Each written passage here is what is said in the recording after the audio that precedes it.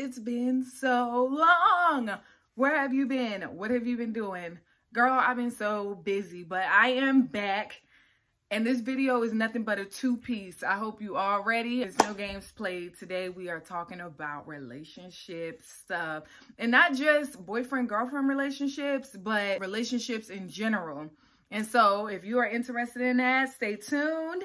But before we start, it's Black History Month, and I'm gonna give a couple of quick shout outs to some really good Black African-American companies, starting with Shaun King. If you're not following him, ShaunKing, you need to be following him. He is doing some amazing things. Second of all, follow, go find Tamika D. Mallory. She is the voice of the youth. She is the voice of the people. Y'all need to be following her. She is everything, okay? And then also there's a company, it's a father and son. His name is King and Kyren. I will link their book in my comments, but he has some really good stuff for young Black boys, teaching them about financial literacy, everything that Avery, my son, will know about. So we're just going to support. And also Tabitha Brown, I support her as well. She is all vegan. She cooks vegan meals and all kind of other good stuff. And she just needs to adopt me at this point. Like, she should be my mother. But having said that, how y'all doing? And let's get to this video, okay?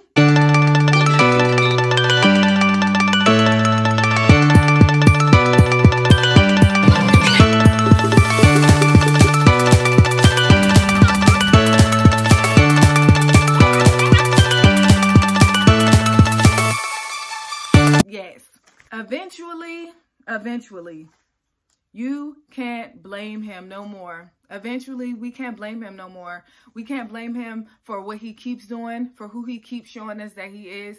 We can't blame him no more and say, he did this, he did that. Look what he did. Look what he did.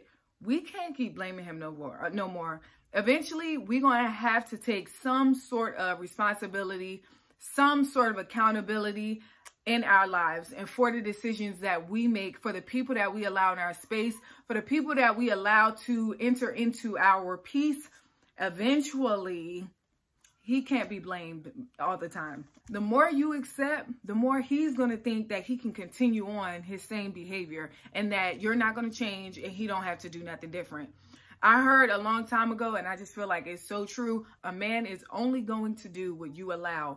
You allow him to walk over you, that's what he's going to do. You allow him to talk to you bad, that's what he's going to do. Even if you yell, scream, and holler, there's no accountability on his part, then the apology, and there's no acknowledgement, he is going to do it, okay? So it is, and that goes for people in your life as well.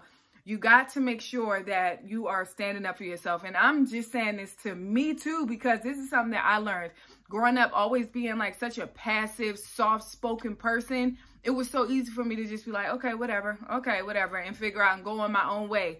But no, we're not doing that anymore. We're not accepting that energy anymore into our space, into our circle. No, the first time that they do something that disrupts your energy, make it clear to them. Speak up for yourself. Like I always preach about, honor yourself, honor your intentions, honor your heart, and say, I'm not cool with that. I wasn't cool with that, and I'm not cool with it. That don't sit right with me. How you feel about it, we can have a little dialogue, but this is where I am. What's going on? How you feeling? What's going on? Another thing is, like, you can keep blaming him, or just don't accept anything at all in your circle, in your space that does not bring you peace. Because ultimately, if you're not walking in peace in your own self and peace in your own space, what you have around you, you're not living your fullest, truest potential, because you're always constantly worried about other thoughts and you always want to be to yourself because you're not in a place of peace. So I just challenge you to say, like, man, what do I really want? Am I willing to keep on just accepting this bad behavior, this that I know I don't like, that bothers me, it vexes my spirit? Or am I going to say, nope, and I'm going to stand up for myself and I'm going to do what I know I need to do in order to get peace? It's up to you. I mean, I had to make a hard choice recently too in just this area, and not just in romantic relationships, but in my other relationships as well. You know, year after year after year of feeling like, you know, I couldn't really say anything, not speaking up for myself, not having my voice being heard. And then eventually I'm like, no, you hurt me. and you stepped on my toe. Ow, it hurt. It hurted. Ow. And it's funny how when you make a person acknowledge that they've hurt you, especially a person that's accustomed to hurting you over and over and over, and then when you finally step up for yourself, they get mad. They get mad. They're like, oh, you're not gonna let me hurt you no more. They get mad. But you know what? You're supposed to had done that a long time ago, because that's called people using you. And that's not good for your peace either. Nope. And I bet you felt used before by them same people. Nope. We're not having that. And it's not that you're cutting people off or anything like that, but it's saying we're not tolerating being used, abused, neglected, talked down to, put in a small box, minimized. None of that. We're not doing it. No thanks. Why would you even want that around? Why would you even want that in your same space, in your same energy? No, we're living for peace. Peace. Peace, peace, peace. Peace. So be careful about who you let around your energy. Your energy is so important. It's vital. And another thing, like, you can have people in your very circle who benefit off of your positive energy. They benefit off of you being life and love, and they benefit off of all of that. And then when it's your turn to be down and out, you get nothing. They benefit off of all of that you bring in your spirit, and then they act like it's nothing.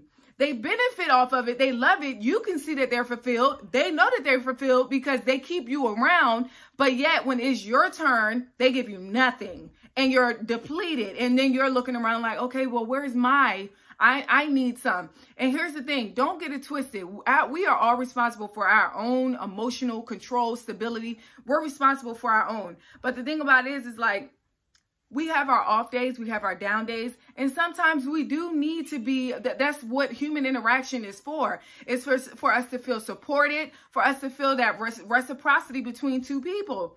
And so the thing about it is like, hey, you're benefiting just off of my presence alone. That's all you need from me, and you're satisfied. But hey, what about when it's my turn? What about when it's my turn?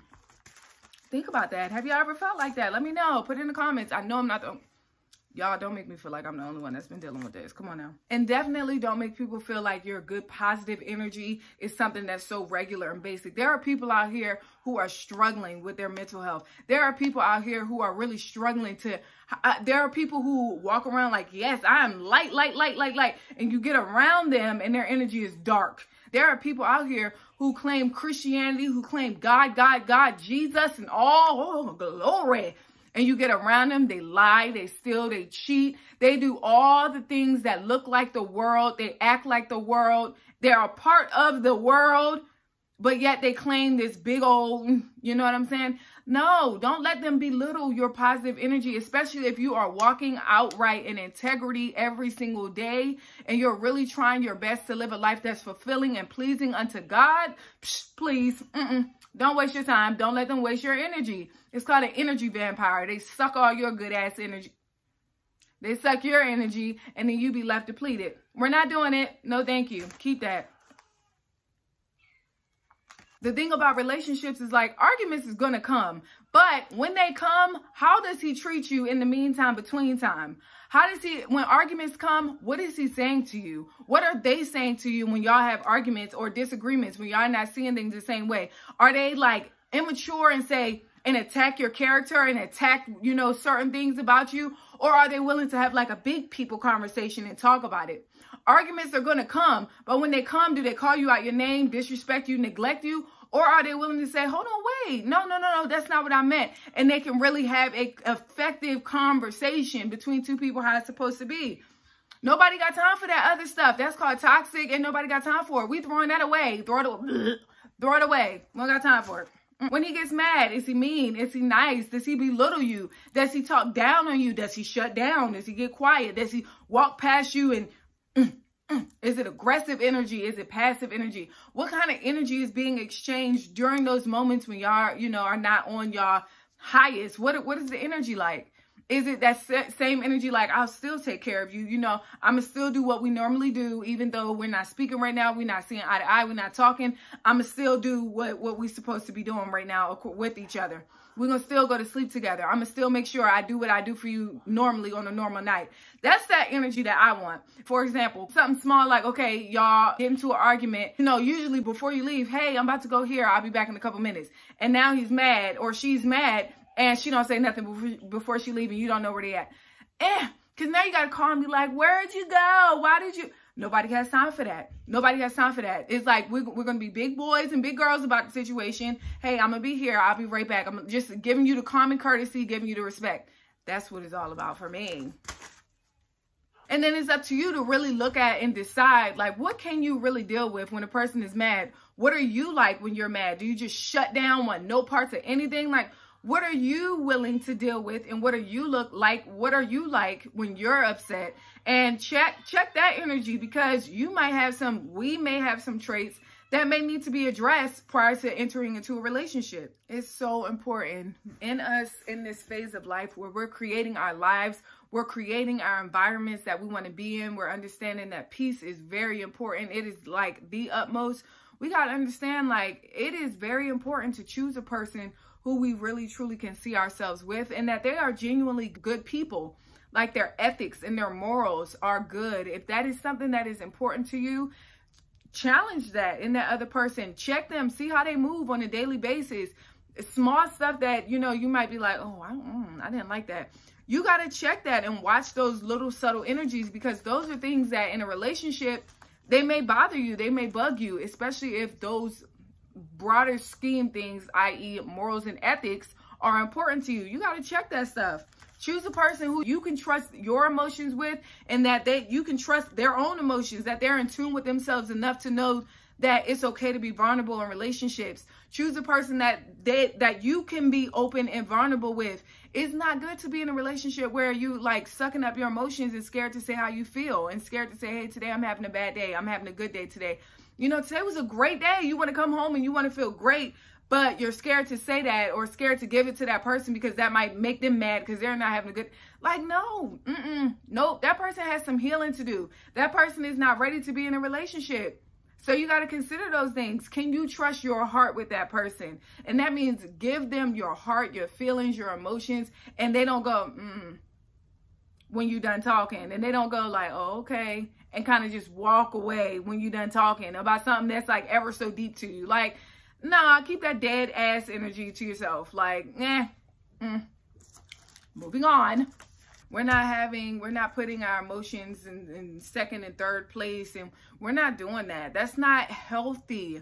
That's not healthy, feeling like we got to dumb ourselves down, or feeling like we got to put ourselves in these boxes to keep a person around, or to keep them feeling like safe because they're not on the level where you are. That just means that you got to get a person that's on your level or higher so that you can get there. That's what that means. But it doesn't mean like, yeah, I'm going to be in a relationship where I'm dumbing myself down, because one, that's crazy on your part. And two, it means that the other person is not ready. We all make mistakes. We all make mistakes. But my thing is, eventually you sit down, you stand up wherever your mirror is, in your bathroom, house, whatever, and you look at yourself. And you really stand there and look at yourself, and you check yourself. And you look yourself in your eyes, in your soul, take a couple deep breaths, do what you need to do. And you say, I'm getting older. I'm getting older. Am I really where I want to be? I got to be better than what I'm doing. Life is changing. Life is constantly moving. Every single day is another day towards another month, towards another year of my life that I've been here. Have I done the work that I need to do to say, when I am in my coffin and my body is there and my soul is looking at that flesh, did I do what I needed to do? Did I do enough? Can I look at myself and say, you deserve this rest? Or was I resting the whole time there, stuck in subtle ass, meaningless relationships that weren't going anywhere, that you dumbed yourself down, you put your thoughts and your creative talents, you put stuff on the inside of you that God gave to you to get to the rest of the world, you put all of that stuff on the back burner to like accommodate somebody else, when you really could have got with somebody else who would have bought all it, who could have bought all of that out and cultivated it in you, helped you, invested in it, did whatever you needed to do to help you bring those gifts to the world. That's the type of energy that I'm talking about. That's the type of energy that we're going to talk about in my next video. Not what we won't accept anymore, but what we will attract. The type of relationships that will be attracted to us because we have done the inner work and we're doing it for ourselves and we're loving ourselves. And so that energy is going to be attracted to us. We're going to talk about that. Yeah, with your mirror exercise, just really look at yourself and say, like, and ask yourself, maybe you got to do it when nobody's home. Maybe you got to use your cell phone in your car. Don't do your cell phone. Use a mirror and really look at yourself and ask yourself, first of all, am I happy with me? Am I happy with who I am?